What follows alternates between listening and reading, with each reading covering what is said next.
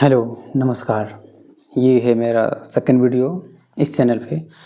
मैं आज बात कर रहा हूँ जो मैंने जो पिछले वीडियो बनाया था उसके आगे मैं ये बता रहा हूँ कि अमेरिका का कारनामा सबने देख चुका है कि वो क्या कर सकता है और क्या किया है। वो ये किया है कि वो वेनेजुएला के राष्ट्रपति को तो उठा के ले ही गया है, सबने देखा ये बात। लेकिन उन्होंने एक कदम और आगे चलकर ये बोला है कि अब हम मेरा नेक्स्ट कदम, पहला तो है डेनमार्क, जिसे ग्रीनलैंड बोला जाता है, और दूसरा में है ईरान। ईरान में भी हड़कंप है और ग्रीनलैंड में भी हड़कंप है। हड़कंप क्यों? क्योंकि हम लोग बीते कुछ दिनों से पहले हम लोग सुने थे कि ग्रीनलैंड पर भी निगाहें बना के रखी है कौन? Donald Trump. और डोनाल्ड ट्रंप को उसके फितूर को सभी को पता है कि वो जो बोलता है वो करता है, और वो अपने वादे के पक्का है। हमारे जैसा नहीं, जो हमारे देश में कुछ कर नहीं सकता। अभी हमारे देश में भी बहुत हंगामा हो रहा है ना। तो ऐसे नहीं, डोनाल्ड ट्रंप के जो कारनामे हैं वो पहले से सेटिंग होता है, पहले से उसका जिक्र होता है कि वो कैसे काम करता है। उसके सारे मंत्रालय, क्योंकि वो जो डिफेंस मंत्रालय उसका नाम ही बदल कर वॉर मिनिस्टर कर दिया ना, वॉर मंत्री कर दिया वो। वॉर डिफेंस मतलब कि वो वॉर के मूड में एनी टाइम रहता है। तो अब वो उसका नेक्स्ट पावर है, नेक्स्ट लेवल का, और नेक्स्ट उसका हदफ क्या है? तो वो डेनमार्क है। डेनमार्क में वो अपना दिलचस्पी जमा रहा है। पहले तो देखा हम लोग वेनेजुएला में तो खासकर सभी को पता है, और वो पहले से ही बता रहा था कि हमको तेल चाहिए। वेनेजुएला के राष्ट्रपति ने उसके बातों में आया नहीं। वेनेजुएला के जो मादरू थे वो तो इतना ओवर कॉन्फिडेंट थे कि वो चीन और रूस के संरक्षण में बच जाएंगे। लेकिन हुआ क्या? सबने देखा, आधी रात में आके अमेरिका वाले उठा को ले गया। लेकिन अब ना चीन आया सामने, ना ही रसिया सामने आया। सब अपनी अपनी अच्छी से रोटी घर में बैठ के सेक रही है। सब ने क्या किया? एक ही चीज़ किया जो बहुत बड़े पावरफुल वर्ड है। एक वर्ड है ना, वो आप लोग भी जानते हैं। वो वर्ड कौन सा है? वो वर्ड है निंदा। निंदा सभी ने किया है। किसका निंदा किया है? अमेरिका। और अमेरिका का कान में जू भी नहीं गुजरा है। निंदा सबसे कुछ होने जाने वाला नहीं है, लेकिन सभी ने क्या किया है? तो निंदा किया है।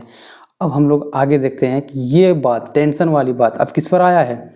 वेनेजुएला के तो जो हुआ, अब वहाँ नेक्स्ट लेवल की सरकार आ रही है। नेक्स्ट में जो अगर अमेरिका से साँठ-गाँठ से बात अगर बनी तब तो ठीक है, नहीं तो वहाँ भी कुछ भी हो सकता है। तो अब नेक्स्ट पावर है अमेरिका की डेनमार्क की। डेनमार्क में क्यों? तो वहाँ क्या है? डेनमार्क में ऐसी चीज़ है ना जो अमेरिका को चाहिए। वहाँ है अर्थ में इलेक्ट्रॉन। ये क्या होता है? तो ये होता है एक ऐसी पावर, सभी इलेक्ट्रॉन वाहनों में लगाया जाता है। इससे क्या होता है कि नॉन पोल्यूशन होता है। और ये बहुत ही एक जिसमें जितने भी इलेक्ट्रॉन प्रकार की उपयोग इलेक्ट्रॉन्स है वो सभी में उपयोग होता है। उसकी निगाहें वहाँ पर है। वो इसीलिए अगला हदफ बना रखा है डेनमार्क को। तो ट्रंप पहले भी चर्चा कर चुका है कि उन्हें डेनमार्क चाहिए। अब कैसे चाहिए तो वो सबको पता है कि वो कैसे लेते हैं। सो वेनेजुएला से वो सीख चुका है। डेनमार्क का एक आइलैंड है, वो खरीदना भी चाहता है। बोलता है हम तो पहले ही बात चुके हैं कि वो खरीद दो, लेकिन वो भी उसका मूड नहीं बना है। जब बनेगा तो देख ही लेगा। आधी रात में वहाँ भी पहुँच जाएगा नवाब साहब। यहाँ के लोग मछली ये सब पालते हैं दोनों। वे सभी लोग अपने वहाँ से व्यवसाय करके अच्छा खासा जीते हैं। लेकिन डोनाल्ड ट्रंप को ये पसंद कहाँ? उन लोगों को अमीर जो बनाना है। अमीर कैसे बनाएगा? तो पैसा देके बोल रहा, पैसा से डेनमार्क दे दो, या तो फिर नहीं तो फिर चढ़ाई करेंगे। 1993 में उपनिवेश रहा ग्रीनलैंड का वो। 1979 में स्वायत्तता उसको मिली थी, 1979 में। इसका लोकेशन इम्पोर्टेंट है। लोकेशन इम्पोर्टेंट क्यों है? क्योंकि डेनमार्क जहाँ पर है, हम लगा रहे हैं मैप में, देख लीजिए कि डेनमार्क का लोकेशन इम्पोर्टेंट क्यों है। डेनमार्क की लोकेशन इम्पोर्टेंट इसीलिए है क्योंकि ऊपर में है रसिया, नीचे तरफ है, दाएं साइड में है, बाएं साइड में मेरा इधर यूरोप, और इधर है अलास्का, और नीचे में है आइसलैंड। और इस बीच में उसका लोकेशन है। एक तरफ चीन से ही चीन को तरफ देख लेगा वो, दूसरी तरफ रूस को भी, और तीसरी अपना तो अलास्का है ही। तो ये चारों तरफ से स्ट्रेटेजिक पोजीशन है। ये ग्रीनलैंड जो आइसलैंड है, वो ग्रीनलैंड, वो स्ट्रेटेजिक पॉइंट के लिए ही वो महत्वपूर्ण है अमेरिका के लिए। वो जान रहा है कि अगर हमको रूस से कुछ अगर करना है तो वो रूस से बदला कैसे लेगा? तो उस जगह पर बैठेगा तभी लेगा। लेकिन रूस की आंखों में आंख के वहाँ पहुँच नहीं पा रहा है, तो ये इस जगह का इम्पोर्टेंट समझ रहा है वो। और एक ये भी कारण है, दूसरा चीन से भी पंगा लेना है, तो इधर चीन भी है। तो चीन से डायरेक्टली उसे देखने में आसानी होगा। और एक अपनी अंतर की जो आत्मा उसको कह रही है वो तो है ही कि उसके लिए उस लैंड में सबसे ज़्यादा क्या पाया जाता है, तो इलेक्ट्रॉन्स पाया जाता है, उसमें ऐसा इलेक्ट्रॉन्स पाया जाता है, ऐसे खनिज पाया जाता है, ऐसे मिनरल्स पाया जाता है जो कि वो सभी इलेक्ट्रॉन्स डिग्रीज में लगा जाता है। गाड़ी हो गया, लैपटॉप हो गया, मोबाइल हो गया, जितने भी इलेक्ट्रॉन्स हो गया वो सभी में लगता है। और वो कहाँ से आता है ज़्यादा मात्रा में, तो चीन से आता है। चीन से तो ऐसे भी ट्रसल है, अमेरिका के बनता नहीं है, तो वो अपना खुद का चाहता है कि मेरे देश में हो ये, यही बात पर वो अमेरिका अड़ा हुआ है। यहाँ पर क्या है, तो यहाँ रियल अर्थ में एलिमेंट्स पाया जाता है बहुत ही ज़्यादा मात्रा में, इसीलिए वो उस पर जान से पड़ा है। पहले भी हम चर्चा कर चुके हैं, इन्होंने पहले भी ये चर्चा कर चुका है कि हमको ग्रीसलैंड चाहिए तो चाहिए। ये 2019 से 20 में भी बात कर चुका था। यहाँ तक कि 2019 में तो इन्होंने अपनी यात्रा भी कैंसिल कर दिया था। ग्रीसलैंड जाने वाला था और ग्रीसलैंड की जनता लोग इसके बातों में नहीं आया और बोला कि नहीं हम नहीं देंगे, वैसे टसल हो गया था, तो वो यात्रा ही छोड़ दिया था, रद्द कर दिया था, नहीं गया था साहब वहाँ पे।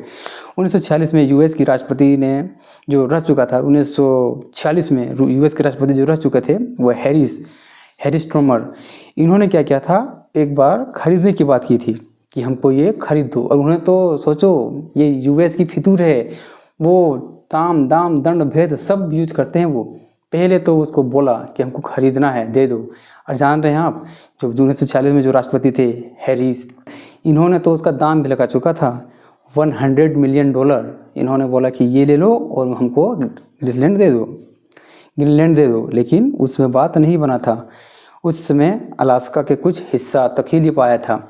और दूसरा बात है कि अमेरिका आज पहली बार ऐसा नहीं कर रहा है, बल्कि ये उसकी पहले से जो राष्ट्रपति जो आ रही है ना, वो उससे भी आगे ये करते आ रहे हैं क्या, कि वो जगह को खरीदते हैं। जगह को कैसे खरीदते हैं, तो यही एक जो हम लोग कल परसों देखें वैसे खरीदते हैं, या नहीं तो फिर जो पहले इसके राष्ट्रपति ने कर चुका है, क्या कर चुका है, पहले कर चुका है। यूएस के थर्ड जो प्रेसिडेंट थे, जो थॉमस जेफरसन, इन्होंने क्या किया था कि लुसियन का एक फ्रांस का एक हिस्सा था जो खरीदा था। उसका कीमत कितना था, तो $15 मिलियन में खरीदा था। इससे यूएस की जो है ना वो 20 लाख वर्ग स्क्वायर क्षेत्र पे बढ़ा था। इसमें फ्रांस की स्क्वायर एरिया खरीदा था उन्होंने 2003 में।